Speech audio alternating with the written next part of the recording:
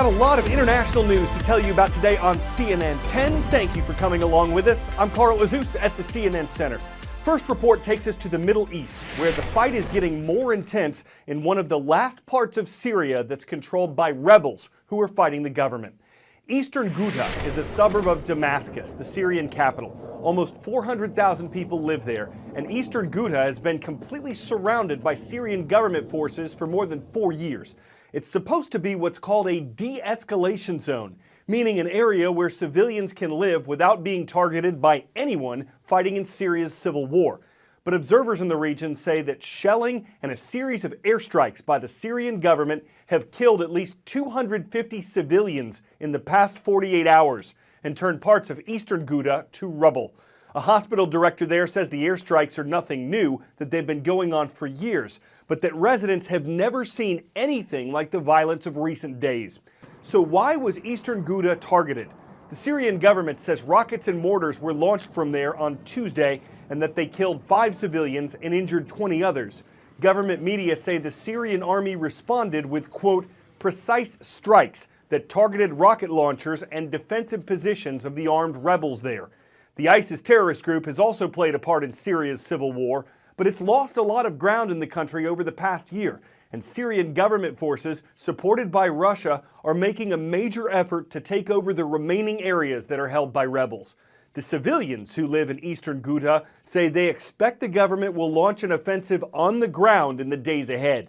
The conflict in Syria has been going on since 2011. The United Nations estimates that 400,000 people have been killed and millions more have had to leave their homes or get out of the country altogether. Next, we're traveling to the South American nation of Venezuela, which is trying something new to help save its failing economy. Venezuela used to be the wealthiest country in Latin America, but its government has become increasingly authoritarian in recent years, taking over businesses, limiting people's freedoms, and increasing its controls over the nation's economy. And now, that economy is in shambles.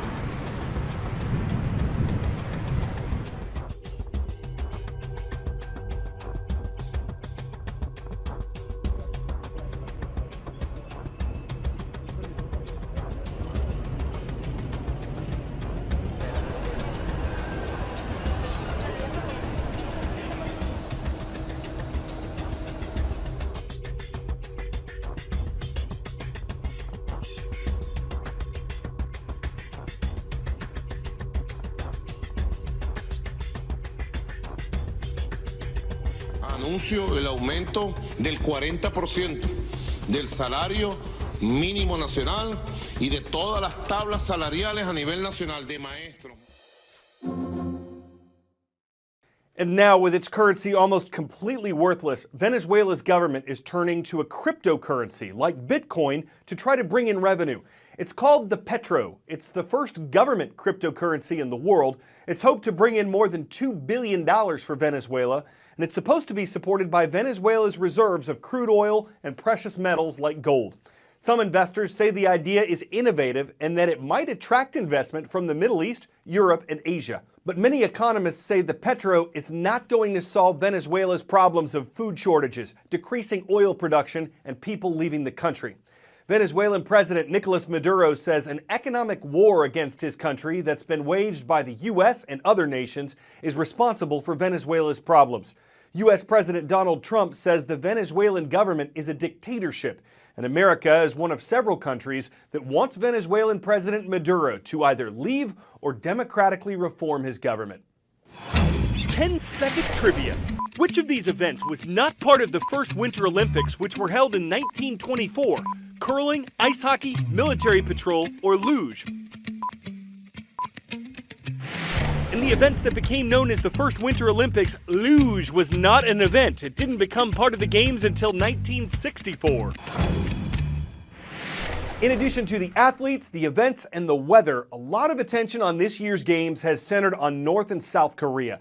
there appears to have been a significant improvement in relations between the two rivals. Some international analysts are skeptical. They think this is the calm before the storm, that trouble may be ahead with regard to North Korea after the Olympics are over.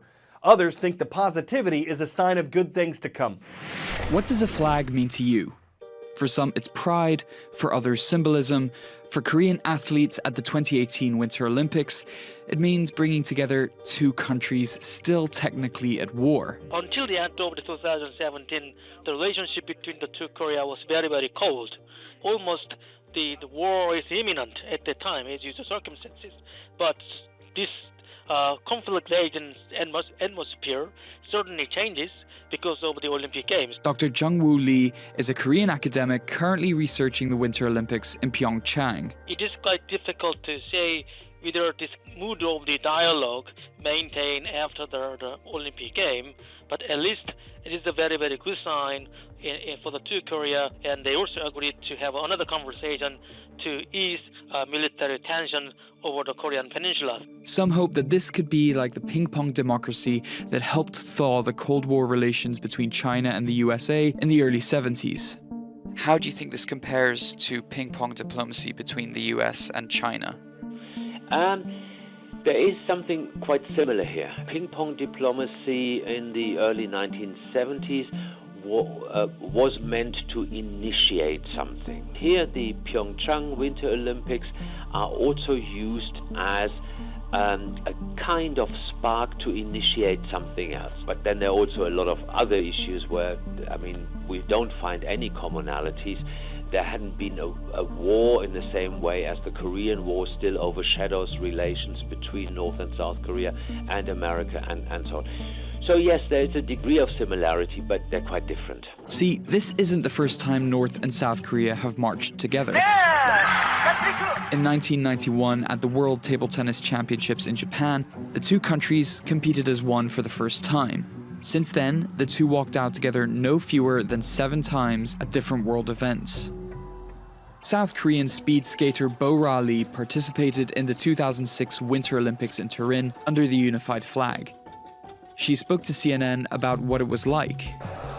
그때 이제 입장을 같이 하면서 이제 한방기를 들고서는 입장을 하는데 아리랑이 막 쫙 울려 퍼지면서 가슴이 되게 벅차오르고 뭉클뭉클한 느낌이 많이 들었어요.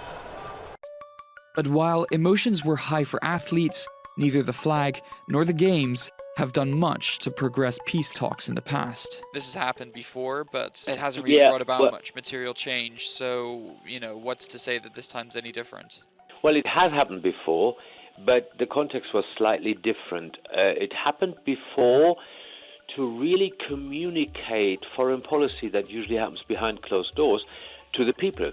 For the last 10 years, there hasn't really been any kind of serious politics happening between North and South Korea, and for the last 2 years they haven't even talked to each other. The purpose is totally different. It's much more about perhaps rekindling this kind of flame of diplomacy. For many sports fans around the world, the games are not about politics. For many living in North and South Korea, sports and politics go hand in hand.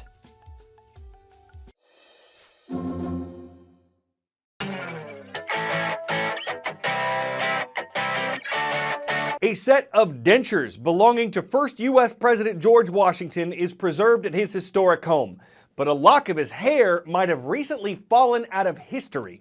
New York's Union College was recently reviewing its inventory, and the hair fell out of an almanac dating back to 1793. Historians believe that Washington gave the book to Alexander Hamilton's family, who were friends of his, and locks of hair were commonly given as gifts back then.